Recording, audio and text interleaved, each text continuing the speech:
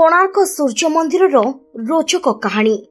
भारतर सप्त आश्चर्य मध्य अर्घ क्षेत्र कोणार्क। भारत वर्ष को समस्ते दुनियार विश्व गुरु भाव जानिछंती।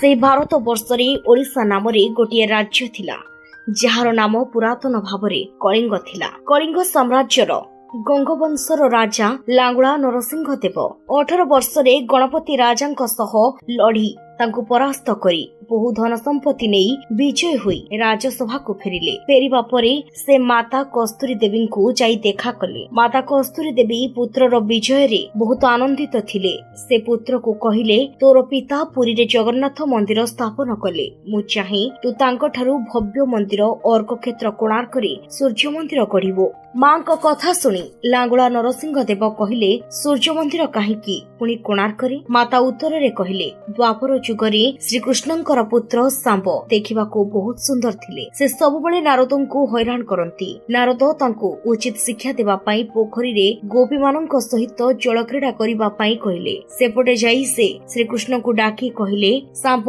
मां समान गोपी माननक सह जल क्रीड़ा करूअछि। भगवान रागी जाई तांको अभिशाप देले। कहिले, तू जो सुंदर शरीर को नै गर्व करूछु से शरीर तोर नष्ट होइछिबो। तापरे सांबंकु कुष्ठ रोग होई जाए। माता जम्बुवती जेतेबेले जानती एही अवस्था भगवान कृष्णଙ୍କ पई होइछि, सबु रानी रागी जांती। शेषरे रोगर उपाय पाई नारदଙ୍କୁ डाकंती।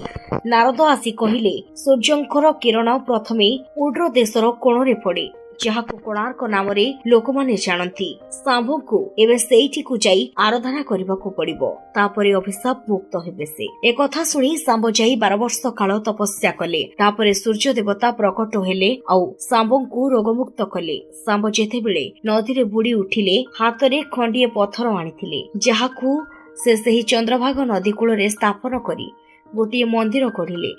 से जानि नथिले सेठी सूर्य मंदिर पूजा विधि केही जानि नाहंती बोली। से सूर्य देवतांकु पुणी स्मरण कले। सूर्य देवता कहिले, साक्ष्य देशर मागा ब्राह्मण जानिछंती। साक्ष्य देश आज ईरान नाम रे नामित। कस्तूरी देवी कहिले, मु 25 वर्ष पर्यंत निसंतान थिली। सेठी मु सूर्यंकु पूजा करी तते पाइथिली। मातांक कथा सुनी पुत्र वचन देले। कोणार्कर सबुठु भव्य मंदिर तैयारी करिबा पई विष्णु महाराणा नाम रे जणे कारीगरଙ୍କୁ डाकी नरसिंह देव मंदिर कार्य आरंभ कले। दूररू बड़ बड़ पत्थर अणागला।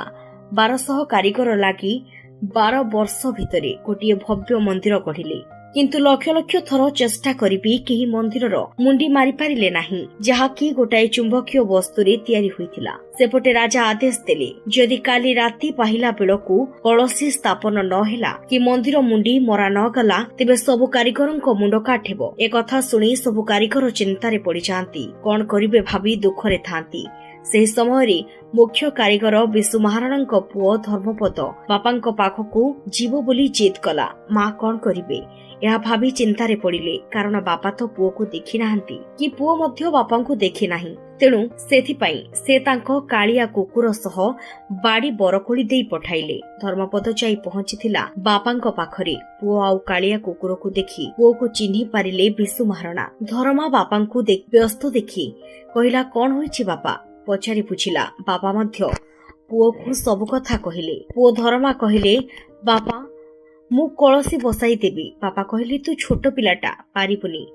धर्मा बापांक कथा न मानी देउल ऊपर को चढ़ी गला और मुंडी मारिदेला। यह देखी 1200 बढ़ई चकित होई गले, किंतु से चिंतारे पड़ी गले कि राजा जेतेबेले जानिबे गोटे छोट पिला मंदिरर कलसी बसई देछि, हेले आमे 1200 बढ़ई पारिलुनी, आम मुंड काटेबो। यह सुनी पितांको बुझाई धर्मा कहिले, बापा मु तुमर गोटिए पुओ, जदि मरिगली कोन हेला? आहुरी 1200 पुओ अछंती। यह कही मंदिर उपरे चढ़ी जीवन हारिदेले।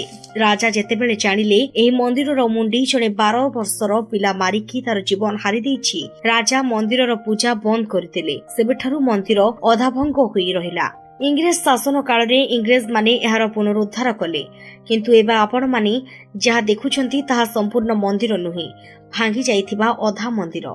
किंतु कोणार्क रे 52 केजी रे रहिथिबा चुंबक जाकी दधी नौती उपरे पवन रे झुलुथुला, जे कि बड़ बड़ जहाज को अटकाई पारुथुला, ताहा बे केउठी अछि ताहा वर्तमान सुधा स्पष्ट रहिछि। Bureau report.